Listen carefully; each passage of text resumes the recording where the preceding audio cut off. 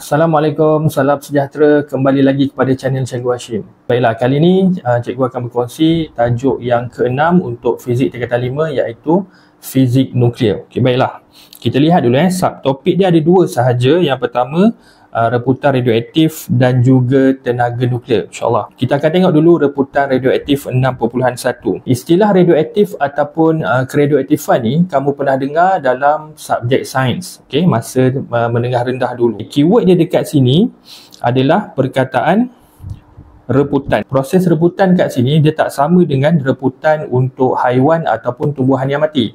Okey, reputan radioaktif ni dia berlaku pada fasa ataupun berlaku pada bahagian nukleus. Okay, kita tahu dalam satu atom kita ada nukleus di tengah-tengah dan dikelilingi oleh elektron. Dalam nukleus tu terdapat proton dan neutron. Pereputan tu berlaku pada bahagian nukleus, yang mana nukleus tu dalam keadaan tidak stabil. Jadi bila dia tak stabil, dia akan memancarkan sinaran radioaktif. Okey, lepas dia dah pancarkan radioaktif tu, dia akan jadi lebih stabil. Konsep dia mudah sahaja. Nukleus dia akan mereput dengan memancarkan zarah radioaktif untuk menjadi lebih stabil. Proses reputan ni dia berlaku secara spontan dan rawak, yang mana dia tidak dipengaruhi oleh tekanan, suhu ataupun keadaan sekeliling. Dia bergantung kepada unsur radioaktif tu. Lihat pula reputan alfa. Pertama kita kena faham dulu, alfa ni, zarah alfa ni adalah nukleus helium yang terdiri daripada 2 proton dan 2 neutron. Okey, kat sini kamu kena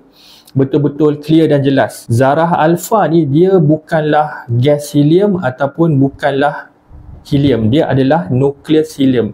Jadi dari segi sebutan ataupun penerangan tu kamu kena sebut zarah alfa ialah nukleus helium.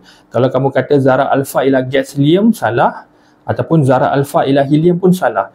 Sebab nature dia tak sama, iaitu nukleus helium kita hanya fokus kepada helium sahaja, iaitu nukleus yang ada dalam helium tu, iaitu ada 2 proton dan juga 2 neutron. Okay, dia tak sama dengan gas helium. Kan kita tahu gas helium ni dia adalah gas yang lengai, okay? Gas yang tidak bertindak balas dengan bahan-bahan lain. Okay, jadi gas helium tak sama dengan zarah alfa. Walaupun nama dalam ni dia sebut nukleus helium kan. Jadi dia adalah benda yang berbeza. Zarah alfa dan gas helium berbeza, iaitu kalau zarah alfa dia mesti nukleus helium yang ada 2 proton dan juga 2 neutron. Okey, baik. Jadi dalam reputan alfa ni apa yang berlaku adalah nukleus tu, okay, kalau kamu lihat rajah ni, nukleus ni dia dalam keadaan tidak stabil. So jadi dia mengalami reputan dan menjadi nukleus anak. Nukleus anak ni maksudnya nukleus yang lebih stabil dengan memancarkan satu zarah alfa. Okey, kalau kita tengok zarah alfa dekat sini dia akan datang daripada nukleus induk. Okey, kalau kamu tengok dekat rajah ni, nukleus induk ni dia ada 2 positif dan 2 warna pink tu kan. Okey, 2 positif tu adalah proton, 2 yang tak ada tanda tu warna pink tu adalah neutron. Okey, jadi kita tahu proton dan neutron ada di dalam nukleus. Jadi proton dan neutron ni dia akan terpancar ataupun terbebas sebagai zarah alfa. Jadi baki proton dan neutron yang tinggal dalam nukleus tu akan membentuk sebagai nukleus anak. Jadi maksudnya zarah alfa ni 2 proton dan juga 2 neutron ni datang daripada nukleus induk. Jadi baki itulah yang akan jadi nukleus anak. Kita ada contoh PO kat sini. Nombor nukleon dia 210. Kemudian pereputan berlaku. Maksudnya nukleus PO dekat sini dia dalam keadaan tak stabil. Okay, kita tahu 210 ni adalah nombor nukleon, manakala 84 ni adalah nombor proton. Jadi nombor nukleon tu dia akan berkurang sebanyak 4. Okay, kenapa 4? Sebab zarah alfa ada 2 proton dan juga 2 neutron. Jadi 2 tambah 2 dapat 4. Maksudnya dalam zarah alfa tu ada 2 proton dan 2 neutron. That's why ada 4 dekat sini. Kemudian anak tu, okay, nukleus anak 206 tu adalah baki tadi. 210 tolak 4, 206. Okay, nombor proton pun sama, dia akan berkurang 2. Sebab dalam zarah alfa ada 2 proton. Okay, jadi 82 untuk nukleus yang anak lah. 82 tambah 2 jadi 84. Okey, baik. Jadi itu adalah zarah alfa, iaitu nukleus helium. Okay, sekarang kita pergi kepada reputan beta. Okey, kita lihat dulu definisi. Okey, zarah beta ialah elektron yang bergerak pantas. Okey, elektron bergerak pantas. Dia punya keyword dia elektron bergerak pantas. Okey. Kita jangan keliru dengan definisi sinar katod. Okey, yang kita belajar dekat bab elektronik bab 5. Okey, kalau sinar katod dia adalah alur elektron yang berkelajuan tinggi. Bendanya sama, elektron kan. Okey, nama sama.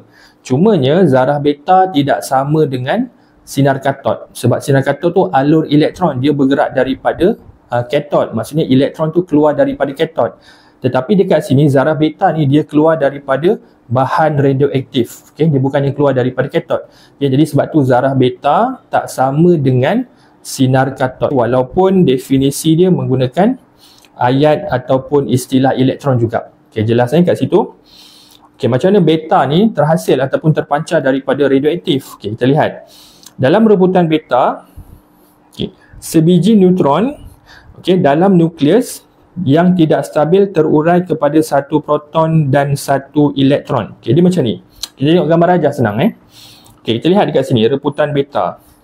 Okay, kita ada satu nukleus induk. Okay, kita lihat kat situ ada warna pink dekat situ. Dalam nukleus induk tu warna pink tidak ada charge. Bermaksud warna pink itu adalah neutron. Okay, neutron.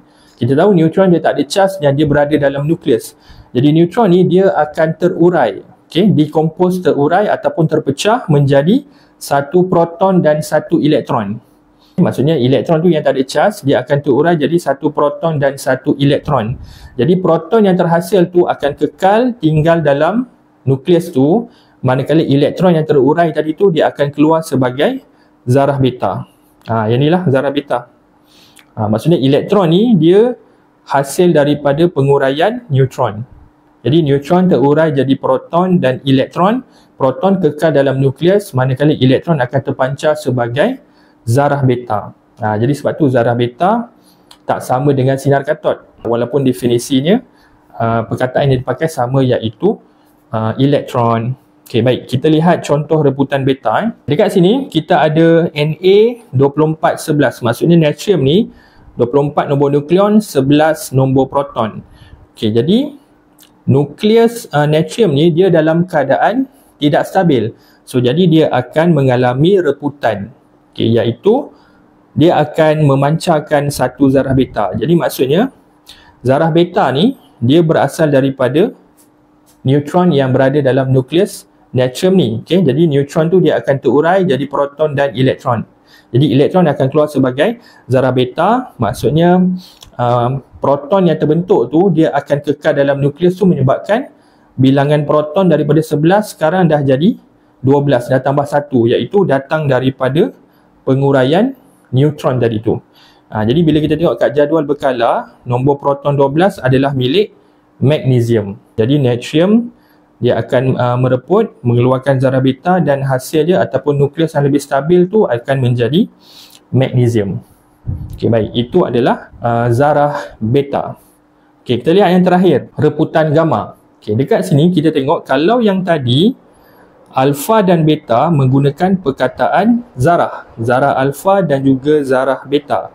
Okey, untuk gamma ni kita menggunakan perkataan sinar gamma. Jadi perkataan yang dipakai pun, sinar tu dah menunjukkan bahawa gamma ni dia tak ada zarah. Kalau alfa dan beta tadi ada zarah.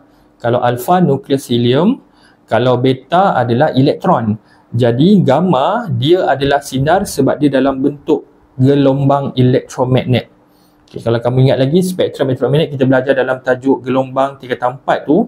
Okay, daripada gelombang radio sampai sinar gamma, maksudnya dia adalah semua kumpulan dalam tu adalah gelombang elektromagnet. Jadi sinar gamma ni sahaja yang bersifat radioaktif. Okay, jadi macam mana gamma ni, sinar gamma boleh terhasil sedangkan dia bukanlah satu zarah? Sinar gamma ni dia terhasil daripada tenaga yang berlebihan. Nukleus radioaktif yang tidak stabil membebaskan tenaga lebihan dia untuk menjadi lebih stabil. Kita lihat nukleus radioaktif dalam keadaan teruja. Kita ada satu nukleus dalam keadaan teruja, iaitu tenaga dia berlebihan. So jadi dia akan bebaskan tenaga yang lebih tu sebagai sinar gamma. Jadi tenaga yang dah kurang tu akan membentuk sebagai nukleus anak. Tapi kalau kita tengok dia tak ada beza pun. Sebab sinaran gamma ni dia tidak mengeluarkan zarah. Jadi nukleus yang asal, nukleus induk dengan nukleus anak tu sama sahaja. Perbezaan dari segi tenaga sahaja. Tenaga yang induk tu lebih, tenaga yang anak tu dah kurang sebab dia dah bebaskan sebagai sinar gamma. Okey, contoh kita lihat yang ni cobalt. Okey, cobalt 60, okey, nombor proton 27.